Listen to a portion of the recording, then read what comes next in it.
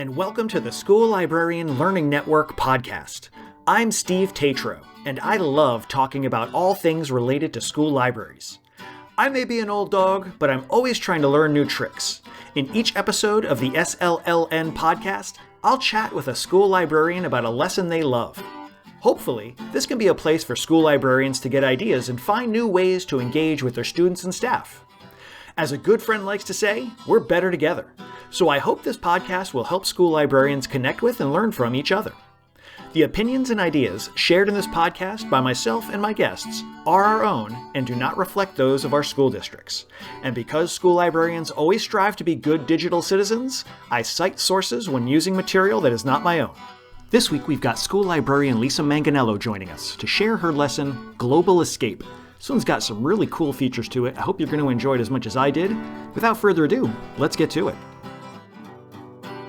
Hey everybody, welcome back. I am super excited to get to talk to one of my New Jersey friends here who is a master at what she does, and she's sharing her mastery with us today. I'm very excited. So if you want to take a second, introduce yourself to us, that'd be great. One of the librarians at South Brunswick High School. This is my 17th year in South Brunswick and my 17th year as a high school librarian. I actually started out straight out of library school as a split position for my current district. So I was split between kindergarten and first grade and the high school. So I taught both ends of the spectrum. And after about 4 years of doing both, I then moved to the high school full time, which is where I've been for the last, 14, 15 years. That split just boggles my mind. Like you must have been out of your head dealing with the little kids and the big kids. Well, I mean, not only that, but it was 3 different schools and it was a rotating 6-day schedule. So I did have this fear my first year that I would show up at the wrong school on the wrong day. I have done that. I've not the wrong school, but I've shown up to the wrong class on the wrong day. Absolutely. Gotta love those rotating schedules. So how did you end up in school librarianship in the first place? What was sort of your journey to get here? Okay, so what I love about librarians is that they all have this crazy backstory that makes us seem like we're Marvel characters, which is something I completely am on board with. I started out as an art history major. I went to school to be an art teacher. And then I decided I really was interested in art history. I got my bachelor's and my master's in art history. I worked for Princeton University as an art cataloger, which is essentially a librarian without the degree for art materials. And so through Princeton, I decided to go back to get my degree in library science. And I went to Rutgers. And the program at Rutgers, I was really interested in teaching. And I realized that because I taught at the community college level, I really enjoyed working with people and I like teaching. So I decided to go school library track as someone who did not come through a traditional teaching background. I did teach, like I said, at college, but I didn't teach in a K-12 environment. And so that was all something I had to learn when I got to my current district. So I very much credit South Brunswick for being the people that were responsible for how I developed as an educator. It's such a different world, college and high school or grade school, depending on where you end up. So that must have been a really interesting transition. Yeah, it was. I mean, I really loved it. I taught community college classes and I taught while I was a master's student at University of Pittsburgh. But I love both parts. I really enjoyed, even with my K-2 background and my older kids, I really enjoy the whole process of how people learn. So I think that that's something that's the same, whether you're talking to a kindergartner, a high schooler, or a college-bound student. And I think the library is a great place for that too, where it's really just about finding the things that interest you as opposed to you've got to, read this book or you've got to take this test or whatever. So that's personally why I love it. Strangely, I didn't like high school. So the idea that I would have ended up as a high school anything would have been really amazing to me as a young person. So I always tell my students that for some reason the teachers and the students are always they're amazed that I didn't like high school and I wasn't particularly good at it. And so I say to my students that are kind of struggling, with what they have to do to get out of high school. I was there. I mean, that was not my, going to high school was not my forte. And I think that's what a great model that is for the students, because I feel like so often as educators, like we tend to model academics and scholarship and maybe ignore the fact that maybe we weren't all in that place when we started out. And I also think it gives us I always feel like working with librarians is something I love doing, but inspiring people to think about librarianship as a career is something I constantly, if I find a student who has really good personal skills and they like to talk, I always say to them, you wouldn't think it, but librarians are really a great job for you because it's a service job. You're basically learning to work with the public. And if that's something you enjoy doing and you want something different every single day when you come to work, librarian is the perfect track for you. Oh, absolutely. And school librarian, where you're doing something, you've got different students every year, you've got different things going on every year. Like you can you're not reinventing the wheel, but you can reinvent yourself and your lessons and what's going on in your school every year, which I love. Exactly. It's always new, always exciting. Speaking of new and exciting, you've got this great lesson, the global escape. Why don't you tell us a little bit about this? So I try to develop my lessons so that they support things that my teachers are interested in or that they're having problems with. That's always where I start, because nobody wants to fix the lesson that is their favorite lesson. They want to fix something that they don't enjoy teaching. So through participating in meetings and being part of the school community, I realized that a lot of my students struggled with current events and how to find them and whether to judge them as credible and what kind of bias might be in the current events that they were accepting or the news outlets that they were visiting. So, and my teachers were noticing the same thing. So in New Jersey, a few years ago, we had program growth objectives in my district where we had to pick a topic, and it was sort of like an SGO for a classroom teacher might be. I had to pick an issue that I wanted to solve or I wanted to work on for the year. And each year I would pick something because I knew that my teachers understood the SGO pattern. I picked something that I could kind of mirror that with, so that they would be more apt to work with me because, as a librarian, I need students. And the only way I get students is if my teachers are engaged in what I want to teach and they bring their students to share with me. So I understood that this was an issue for my global teachers. And we teach global in the 11th grade primarily. And it's a social studies class that looks at the world and looks at it by region. So one of the assignments is for students to defined a current event to speak to periodically. So my global lesson starts with a picture. And I love doing that opening because I feel like everyone has something to say about a picture. Yeah. If you have a news article, you might have an issue with reading level, or you might have an issue with what their prior knowledge is. If you have a picture, and you ask a simple question like, my first question is, what do you see? And each year I change the photo so that it keeps it fresh and current for my teachers. And they've actually told me they look forward to what I'm going to pick for a particular year because they know it's going to be different. So this year, my choice was, it's a photo of a little boy. He went viral on Twitter and social media, and he's curled up in a blanket, laying on what looks like sand between two piles of rocks. And it's basically, that's all the information they have is what's on the screen. So I ask them to just tell me what they see. And they start simple. And this is where you can kind of pull kids into a lesson because there's no wrong answer here. So, they notice that he has bare feet. They notice that he has a blanket. They notice that he's by himself. They notice that he's, they start to speculate, where could this be? Because there's sand, and is it the beach? And these stones that are next to him. They start to extrapolate on, well, what could those be? And they inevitably come across the idea that they think they're graves because they think there are two of them, two mounds to them speak as graves. And then they're like, well, he's alone, so they must be the graves of his parents. And that's exactly the way the image was primarily shown on social media when it was circulated. But I then go through a series of context slides where I say, I'm going to give you a little more context now.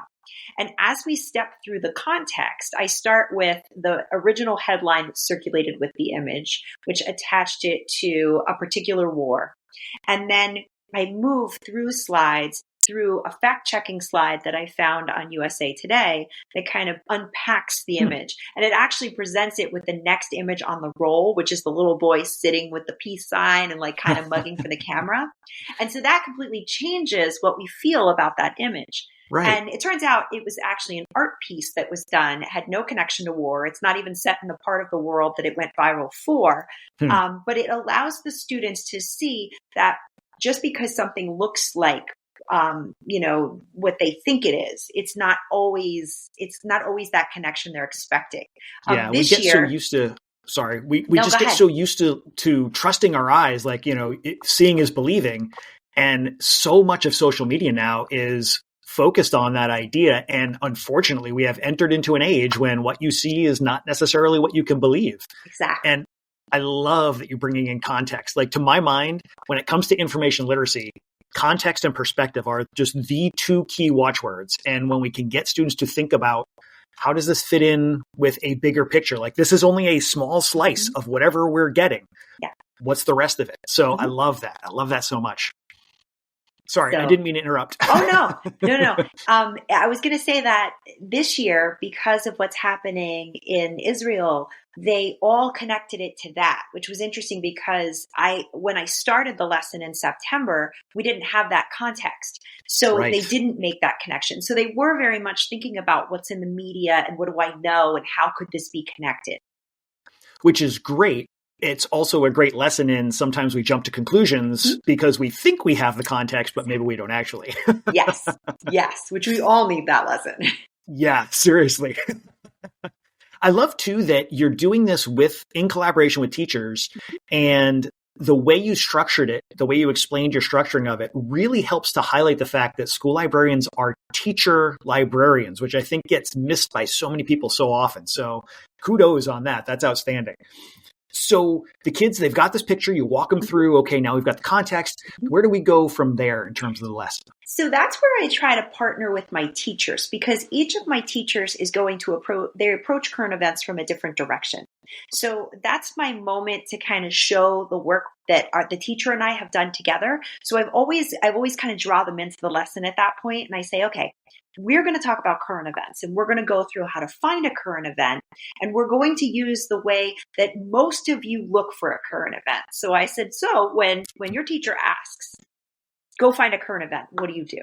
And inevitably someone will say, I go to Google. Type it into Google and I type in current event. Yes, you do. And that's what I model for them. I'm like, all right, well, then let's do that. Let's go to Google and type in current event. And so then they can see that I understand their process. Now I ask the teacher for some specifics. I say, okay, for your assignment, for your intention, what kind of current event are they looking for? And usually my teachers either have things that they'll allow them to use or not allow them to use. Like some don't want entertainment articles, some don't want sports, some have them focus on a particular region each marking period, depending on where they are in their studies. So it's very different for each teacher. So it's a good reminder for the students of what the expectations are for that class. And it helps me to then be able to pull out examples that connect with what we're looking for. So once I do that, I teach them how to Google properly. So we go to the fact that, you know what, I always say the world is an interesting place and you are interesting people. So find me an article that interests you, that fits the frame that teacher has for a current event. So I start by doing a little review. My kids do Boolean searching as freshmen. So I talk about the fact that this is how we're going to break down our keywords, and we're going to use and we're going to, use that searching convention because it helps us as researchers, and it also helps the tool, the database, or whatever I'm using to search the way I want it to. And then we go to the news tab. And then we look at, each teacher has specifics about what is what constitutes a current event. So Mm-hmm. some say it has to be within the last 5 school days. Some say it could be within a month. It just depends on the teacher. So we set the parameters of the search so that they have just those articles. And then we kind of look through and see, okay, well, now that we have this article set, what interests us?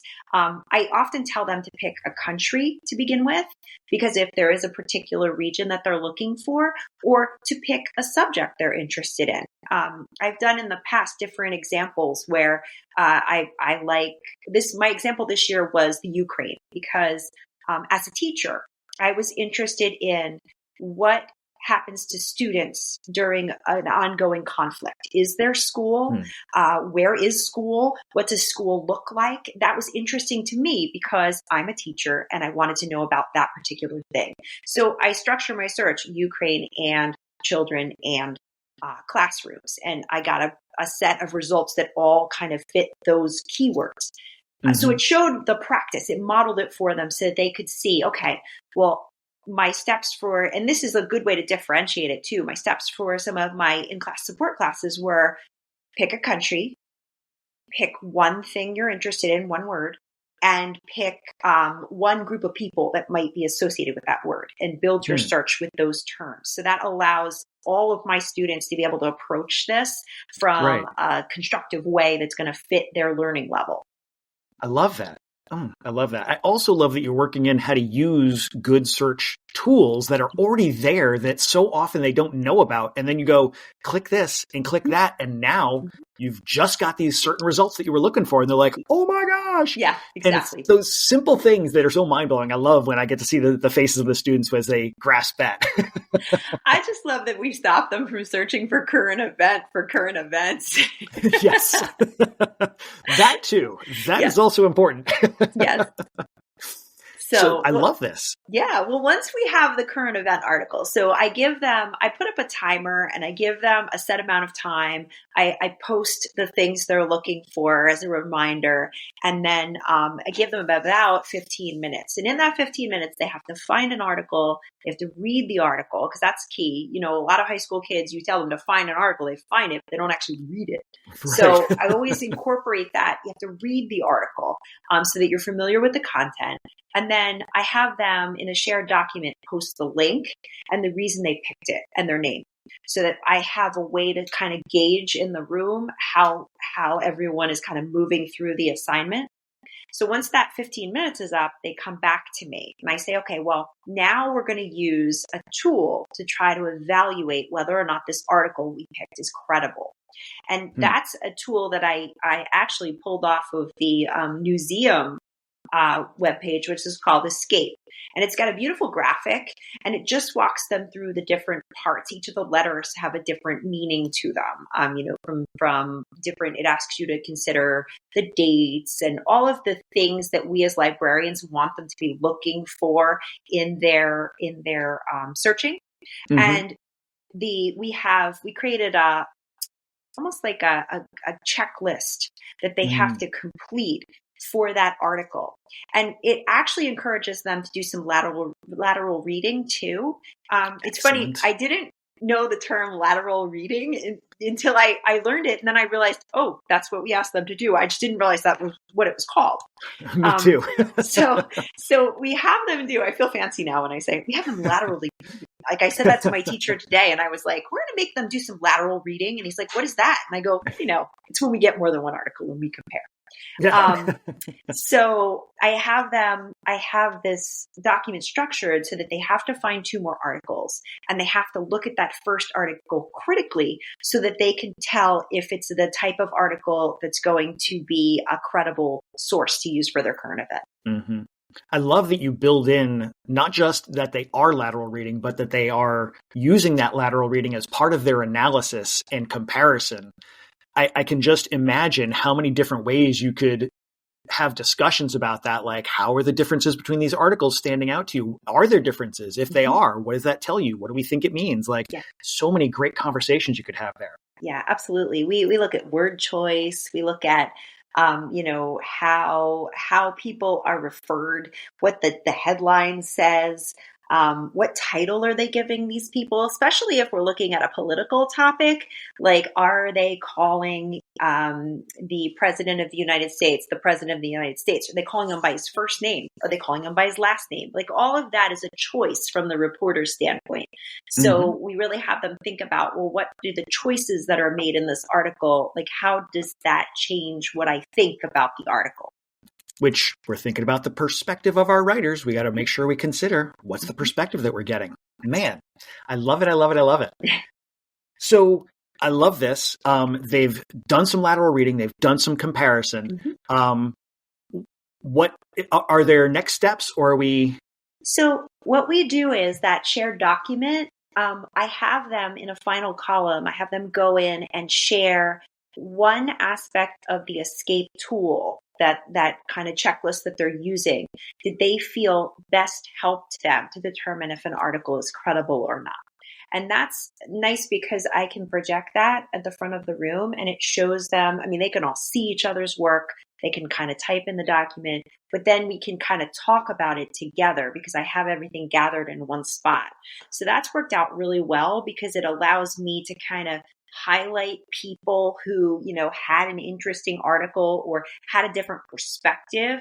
And so part of our kind of wrap up of the lesson is to look through that list and kind of have people, talk about what they found and what surprised them or what was confirmed by the work they did. Reflection is such an important part of having students do any kind of work. And again, it seems like one of those things that kind of sometimes we blow past in the name of time, constraints. And I love that they're reflecting. And I especially love that you've got them very specifically talking about what strategy worked best for you. Because when they reflect on that, I can just see that being cemented into the brain and becoming like, I know now I'm going to go back to this and use this again. Yeah. I hope that's the hope. And sometimes I end with, I actually changed it up a little bit. We had an article, I guess it was shortly after, I'm trying to remember what the world event was, but I happened to hear an article and a report on NPR while I was making dinner one night. And it was the night before I had to do the lesson. And it was about the fact that there is, false information coming out about different world events and how do we combat that? So I used that as my real close because I had them listen to it. It was about 3 minutes long. And, I think teens are naturally curious and they're a little jaded. I love high school because they're a little jaded. They think that, we're giving them assignments that don't have any meaning or don't make any sense. And so I had them speak to, well, how does what we just did fix this problem that the reporter is talking about now? So that kind of came full circle.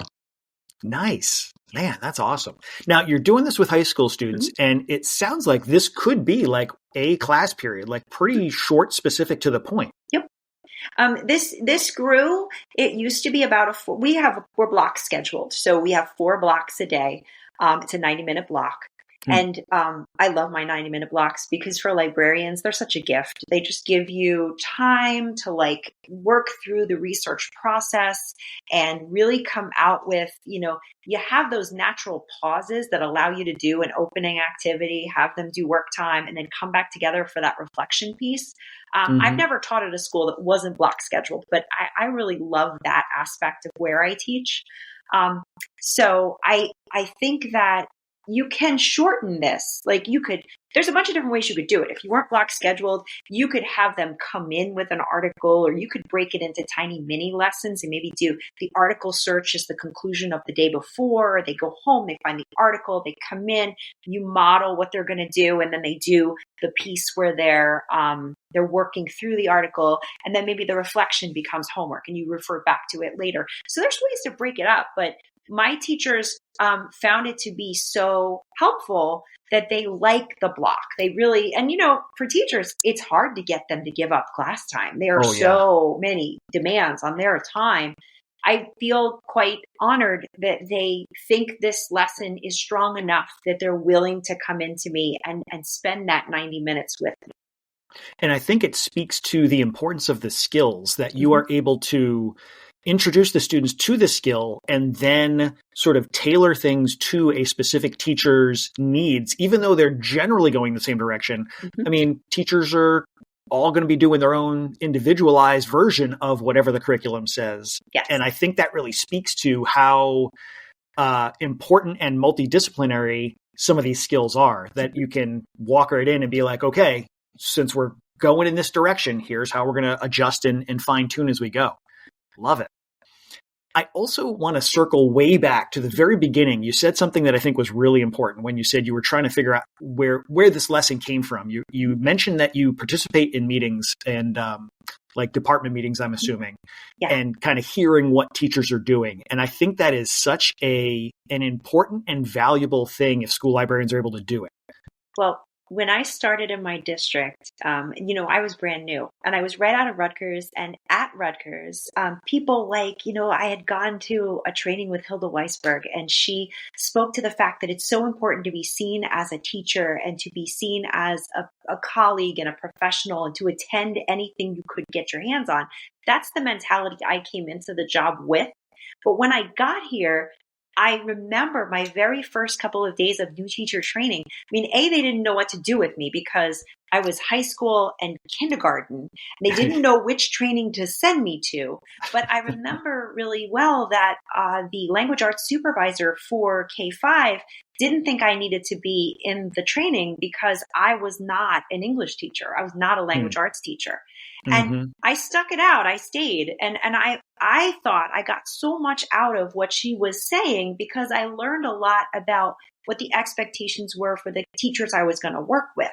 And that kind of stuck with me. So I think it's kind of funny. In my school, I think there are people who are like, Lisa will go to door openings because if you invite her, she'll come because she wants to know.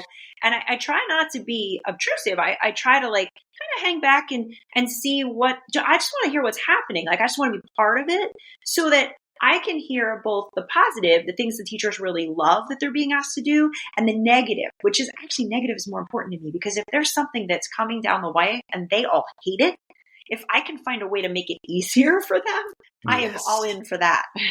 Yeah. I mean, talk about building goodwill. Boy, hey, I've come to lighten your load. I mean, what teacher doesn't want to hear that? Exactly. So what kind of feedback have you received from, let's start with the students as you've done this lesson, because you've done this several times before, right? This is not your first year doing this. This is probably the 5th or 6th year we've done this cycle of lessons. Love it. It's funny. My students all, high school students are funny because it's a little pulling teeth to get them to talk about what they really think of the lesson. But when you are kind of wandering around behind them, you kind of hear, oh, I didn't know that. And it grows because then they'll be back in the library later in the week with me and I'll hear one of them go, you have to, sort by date. You don't search by current event. They kind of throw each other under the bus for what they have now learned and are going to speak to because they are now the experts. So, right. Yeah. And how about the teachers? What have they had to say? My teachers, I love my teachers. I am so lucky where I work. I have some of the best colleagues, I think, in the business. And I have gotten really good feedback and I learned so much by working with them. And like I said at the beginning, South Brunswick taught me how to teach. I did not know how to teach when I got here, and I certainly didn't know how to teach kindergartners, and I didn't know how to break down a lesson for high school. And a lot of that I learned by watching my colleagues. So, and I still do that. Last week, we did this great, one of my English teachers wanted to do an escape room for pre-reading for Fahrenheit 451, and we took all their devices and we locked them in a Chromebook cabinet, and we took all their phones and we locked them in a box, and we made them work their way out of the tech isolation that we had given them so that they could see the value of text. And it's so much fun to work with a teacher that's passionate about what he or she teaches because I'm constantly learning by listening to how they talk to the kids, listening to how they frame their questions, listening to how the type of wording they use, or the way they differentiate when they know a group has members that maybe are high flyers or that might need more support. I learn from all that, and I take all that in and I like use it in my own instruction. I love that. If there was a job that was just sit and watch teachers teach, that would be an outstanding job. Exactly. It would be so wonderful.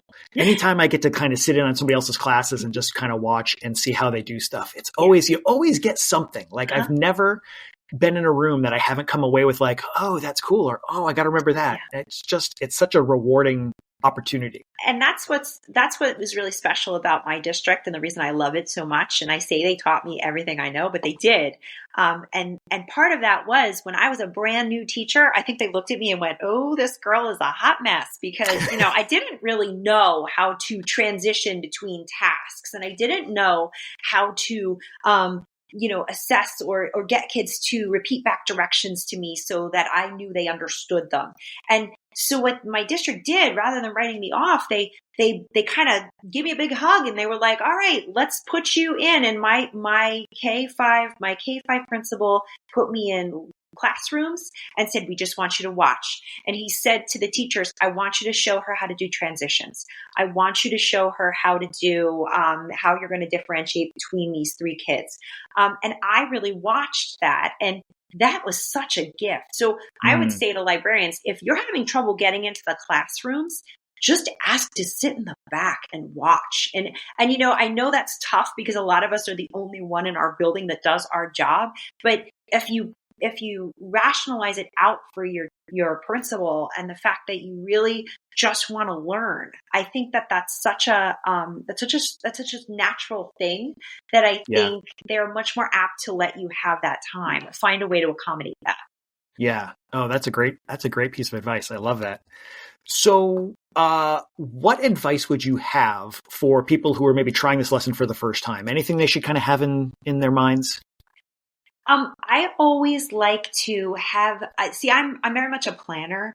I like to plan everything out. So in my world, like everything exists in my presentation. It's like my timers are all embedded. My documents are all embedded, everything. So that way, when I'm teaching it, I can be, dynamic, and I can move through my classroom, because I know that the structure of what I'm doing is there for me. I don't have to worry about where anything is or how to get to it. All of that is already established. And then the magic comes when the kids talk. And I think that this lesson is such a nice point to get kids to talk, because if you're our school is 3,000 kids. So, I don't know these children by name. I know some, but I don't know them all. I certainly can't call on them with confidence with their names. And my teachers do help me with that. But even then, we start this lesson the first week of school. So this is not, my teachers don't often know all their students' names on the first week of school. So I definitely think that this is the kind of lesson where you can set your classroom expectations for the fact that you're going to be supportive of every answer being a good answer. And anyone that is willing to, try and put themselves out there, they're going to have a lot of success with what's about to happen. And I feel like I've built that to my kids. So whether they come to me with ELA or they come to me for social studies or science, all of those lessons, I feel like they feel like, well, Mrs. Manganello will always make you look good. So you should talk, because she's gonna spin that answer so it's the right one. It's such a great lesson for starting the year with. It's like saying, what do you see in this picture? Mm-hmm. Like you said, there's no wrong answers. No. Like you're there to just purely be supportive of, yes, absolutely. Yeah. What else? Let's keep going. Like, this is great. Yeah. Man, love it, love it, love it. Okay. We're going to kind of go in a different direction here, and we're going to take a book break. I'd love it if you could share a book that you've enjoyed. It could be personal. It could be for students. It could be for staff. It could be whatever. I'm looking at my bookshelf as I do this. Oh, yeah. I find myself very frequently going back to my bookshelf whenever somebody asks me, what's a book? Because there's so many, but remembering what the good ones that I have gotten to recently are sometimes a little bit of a challenge. I am going to pick, wait, I'm only going to do one. I think I'm only going to do one. I think I will bring this. Okay, so Grown Up Reads. Amor Tolls, I love his work. It's a little much for most of my students. Not all, most. The one that I love the best is The Gentleman in Moscow. That is my all-time favorite of his works. And it's great because we do a global reads project with my kids. And that's one I can give my juniors and they will love it because it's basically starts off in it's like 1918. It's right after the Tsar is assassinated in Russia. And he is an aristocrat. He's been on the side of all the czars, but he has written enough that they kind of think he might be okay. So rather than just executing him, they put him in this hotel in the middle of Moscow. And his sentence is to remain in the hotel forever. He cannot set foot outside of the hotel. And the rest of the book is the quirky people he meets and the life he lives in this hotel until maybe he eventually escapes. That's probably my favorite adult book if you're looking for adult titles. I love it. So it's sort of like a historical fiction and a almost slice of life, but a really unusual slice of life. Yes. And he is a likable character. I am big on likable characters. So he is such a likable character. If I had to spend, and I think in the end of the book, he spends like 50 years in the hotel, or maybe it's like 40 years in the hotel. If I had to spend 40 years in a hotel, I'd want him with me.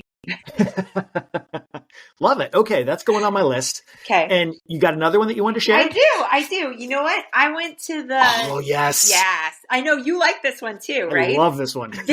I met Jeff Zentner at the New Jersey Council of English Teachers Conference a couple of springs ago. And I hadn't read his work when I met him. And I was so taken by his story because he has this really great backstory. I mean, first of all, he's got like a leather jacket. He walked in like a leather jacket and jeans, and he just looked like a cool guy. And he talks about the fact that he wanted to be a musician. And then when he turned 30, he realized that nobody over 30 becomes a famous rock musician. So he had to make a life change.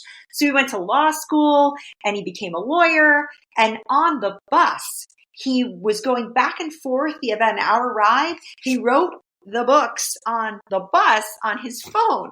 And I was just like, I was like, I have to read these. So Rain and Delilah's Midnight Matinee is such a great book because it's like a laugh out loud. And that's one of those things that kids look for that are very hard to find. It's about two girls who are best friends and they see themselves and they're kind of like on the edge of their future, like most of our seniors are. And they each have different ideas about what that future looks like. And they have these wacky adventures over the course of the last few months of their senior year that just wacky, really will. But realistic, like wacky, but things you could imagine kids really doing. Oh yeah. Yeah, totally. I mean, they like at one point they go to a convention, it's like a Comic-Con almost where they're there. And like, you're thinking, 17-year-olds don't always have the best judgment, and you're going, this is exactly what a 17-year-old in my high school would do if they were given permission to go away with their three friends. You would end up in just as much trouble. Yes. Oh, I love that book so much. I literally was laughing out loud so much as I read it that my wife said, you can't read that at night because you're keeping me out. Such a good book. I was in the airport and I was like, people are looking at me wrong because I was like, I just laughing. It was so funny. My situation was I read that book first as my first Zentner, and I was like, oh my gosh, this guy is so funny. I got to read more of his stuff. And then I picked up In the Dying Light, and I was like, this is an amazing book, but it is not funny. It's not funny. And then I was like, maybe I just got, a bad one. So I'll go to the next one. Yep. And I picked up the Snake King. The Serpent King? I tried Serpent King, and I didn't get into it before I read this. And I haven't gotten back to it. I started it and I got a couple of chapters in and I was like, this is not going to end well. I can't take the emotional, like he's so good at hitting the emotions. And I was like, I got to put this one down. Yes. Into the Dying Light has one of my favorite lines, and I'm going to get the quote wrong, but it's about the fact that when things are broken and you mend them, they become stronger because of the mending, and how that is true with people. And I pull that out all the time for kids. I'm like, that's such a great quote. Yeah. He's just a great author. He really is. Mm-hmm. I love it. All right. So we've got an awesome lesson. We've got some awesome books in our to be read piles. How can people find you if they want to track you down in the future or reach out? Where are they going to find you? Sure. Well, I've sort of stopped my Twitter page. It's still out there, and SBHS Librarian will get you to me, but I don't post there much anymore. It's gone a little to the dark side, and I just don't. I've kind of walked away. I've joined the Blue Sky, so you can also find me there at SBHS Librarian. I'm glad to take emails. I usually use my school email for that, which is lisa.manganello@sbschools.org. You're welcome to email me there too. Thank you so much. Thank you for sharing. Thank you for bringing your enthusiasm. This has been wonderful. I'm so glad we got to do this. It's so fun to talk to you. I do it anytime. Thanks for checking out this episode of the SLLN podcast. Be sure to check out the show notes, which include not only a link to the lesson, but also links to the SLLN website, home to a curated list of free upcoming virtual events and resources for school librarians. It's easy to become a member of the network. Just visit the site and use what you like. If you have an idea, a question, or a lesson you want to share, you can email schoolliblearning@gmail.com. That's school, L-I-B, learning@gmail.com. Know someone with a great school library lesson? Let us know. Until next time, be safe, be good, and be well.